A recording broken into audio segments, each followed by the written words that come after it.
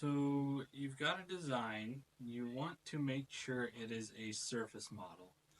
And the reason for this is you don't want a volume yet. You want something you can turn into a mesh and then extrude that mesh or offset that mesh to a thickened object.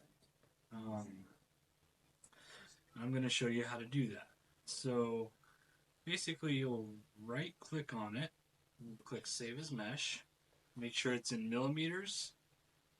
You'll export. I'm going to save this as front copy in downloads. And then I'm going to open up Meshmixer, which is another program by Autodesk. It's free. You hit import. You'll open up front copy. Oops, wrong one. You'll open up front copy. You'll notice it is essentially a mesh of any positive volume. It's just a surface, but it's a mesh. So you'll hit select. I like to hit symmetry so it makes it easier to select everything. Make the brush as big as you can and select everything. You can do this or you can use the lasso tool, whatever floats your boat. Go to edit and offset. What this is going to do is it's going to offset this mesh a certain amount and connect the edges and make it a watertight mesh with a basically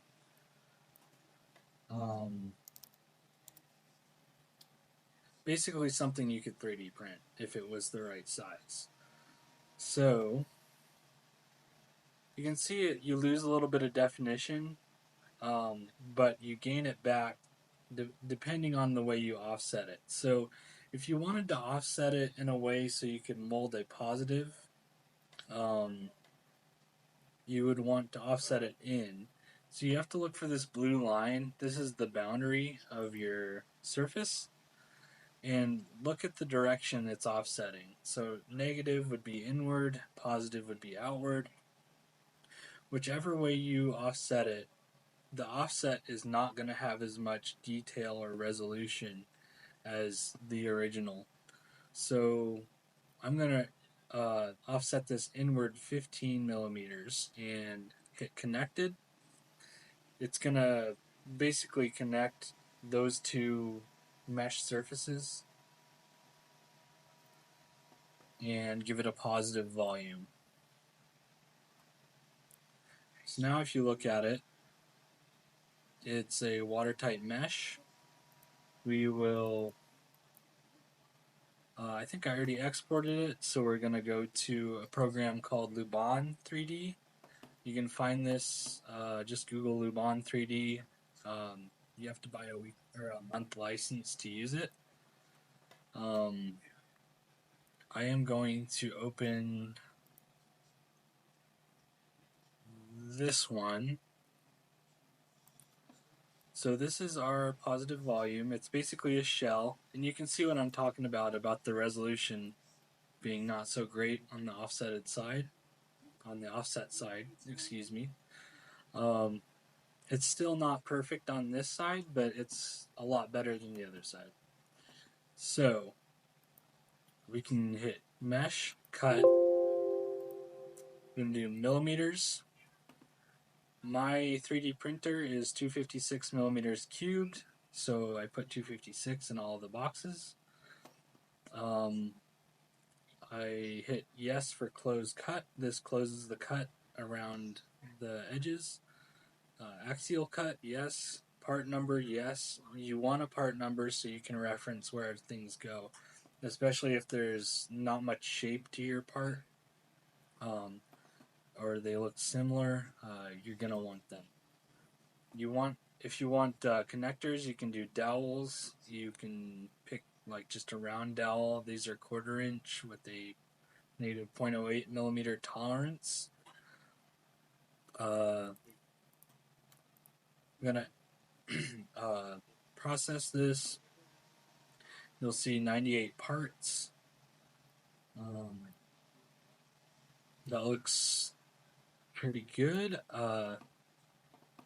Then what you're gonna do is open Bambu Studio, add objects, do your most recent. Let's see.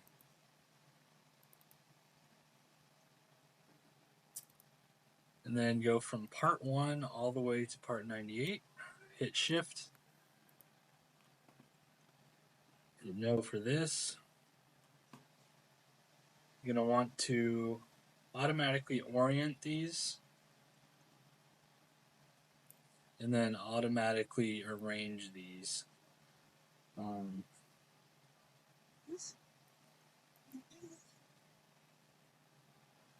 It won't arrange everything. The stuff that ends up outside of the plates, you can export as an STL or individual STLs into another folder within that folder and put them in a different project. These pieces right here.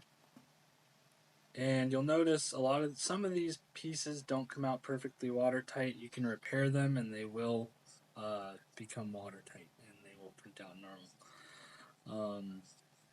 As far as slicer settings, I usually use a 0.8 nozzle, just regular PLA, cheapest I can get. 0.4 layer height, 1 wall loop with 10% adaptive cubic infill. I find this gives an adequately stiff part for taking molds off of. Maybe not for a mold, but for a form or buck, you can definitely use these settings. And it saves on material too. For support, I will enable it, and it'll be tree hybrid and on build plate only. Another benefit is if you have a printer with Wi-Fi connectivity, you can label it whatever number and you can kind of keep track of your prints through Wi-Fi, and that really helps the organization process go well. That's what I did, and I don't think I could have done it with SD cards. Maybe you can. If you can, let me know.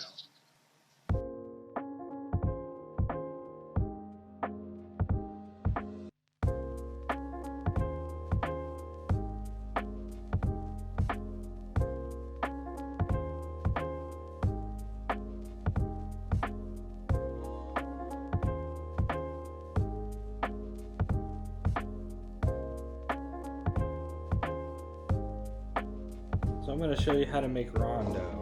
First you take a bit of Bondo, I just got a little bit on my finger. It's alright, I'll wipe it off on this cardboard. Okay, first you take a little bit of Bondo, so I'm going to take the lid off and set it somewhere carefully on top of this cavicil. You scoop it out into your cup,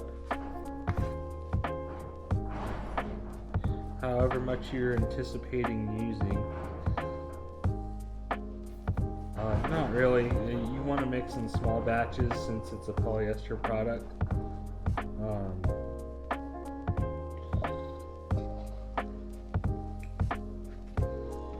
You don't want to mix a big batch and have it harden on you midway through filling.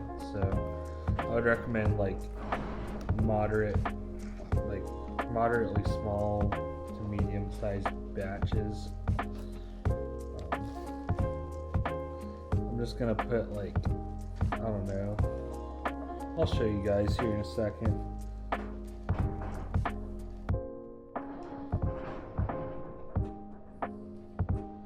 I put enough to cover a good amount when it's thinned.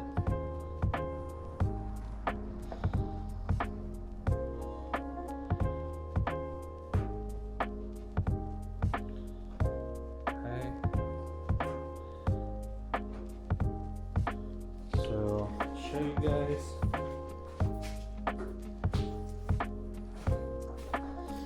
So about that much is how much I put in. You can put in more or less to taste.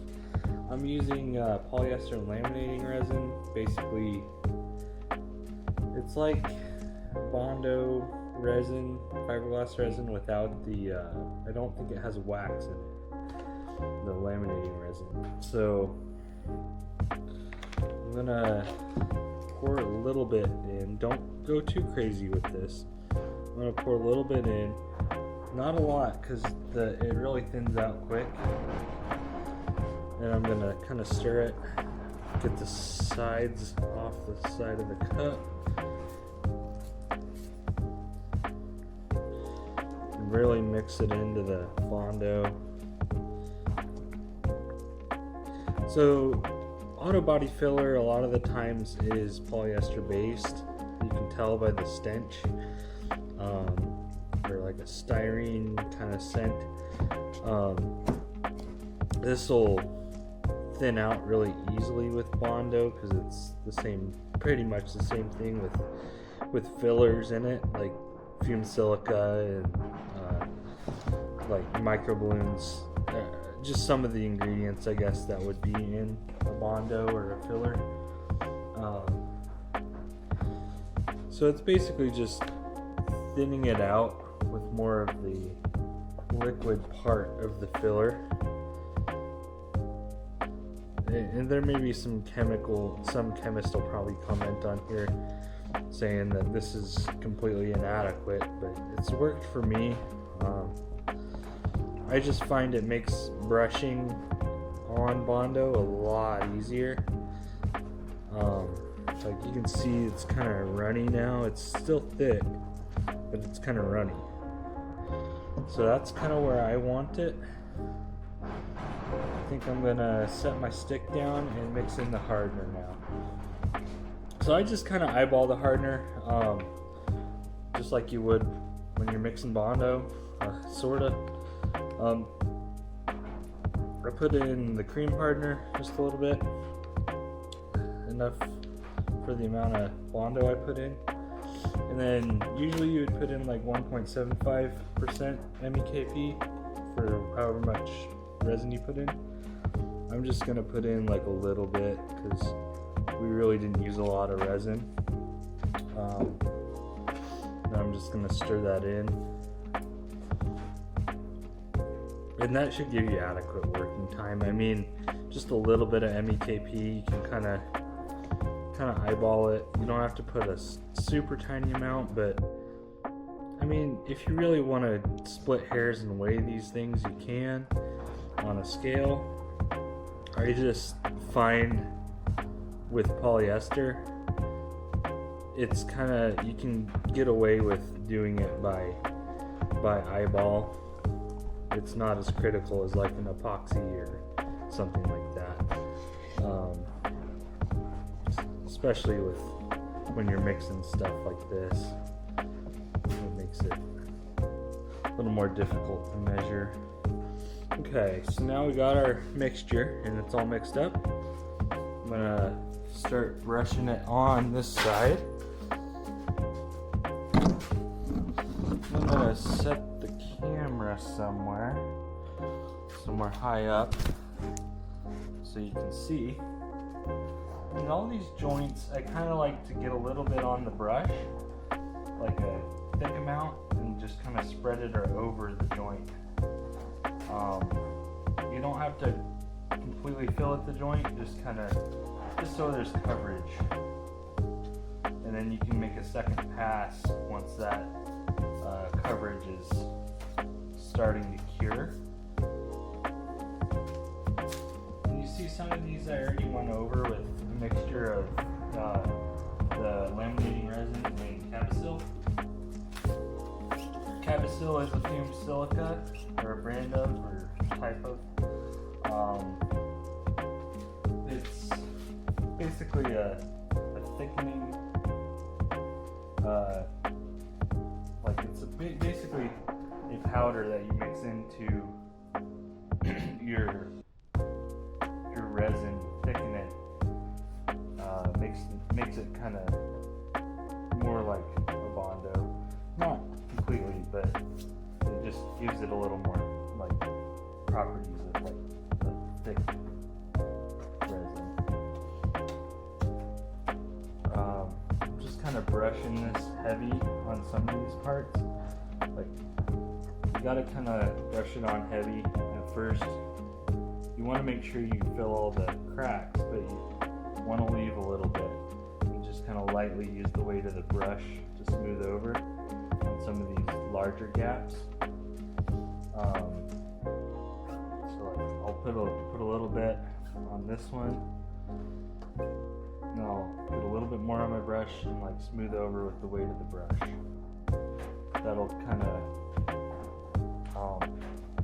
help gap fill, and like when I go to sand this piece, you're sanding down into it instead of having to like recoat and stuff, which, you know, obviously makes it a little bit easier later on.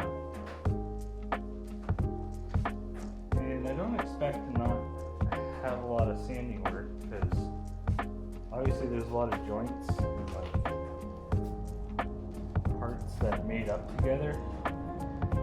This would be a lot easier if it were like one piece, but then again it wouldn't be nearly as budget oriented if it was, because I got a quote for having one of these machined out of foam, and it ended up being around $1,500 per third of the car. So this is 1/3 of the car, so that would be, I don't know, roughly $4,500 in total for the entire project in the foam. And that foam's harder to work with too. You can't use polyester products on certain foams because they will melt the foam. So win-win in my situation, I think. This ended up being about $150 in filament for this whole front end. That's like 10 times cheaper than I was quoted, which I'm really pleased with. And like, I'm no big budget racer. Like, certain things I find worth spending the money on, like safety gear, that kind of stuff, but like the car itself, I find I can do a lot of the work, and when I find I can do a lot of the work, I end up doing it anyways, and that's the part I think I enjoy most about racing, so that's why I don't pay people to work on my stuff usually, because that's the part I enjoy, is building it and seeing what it does at the track once it's completely done. I think that's kind of a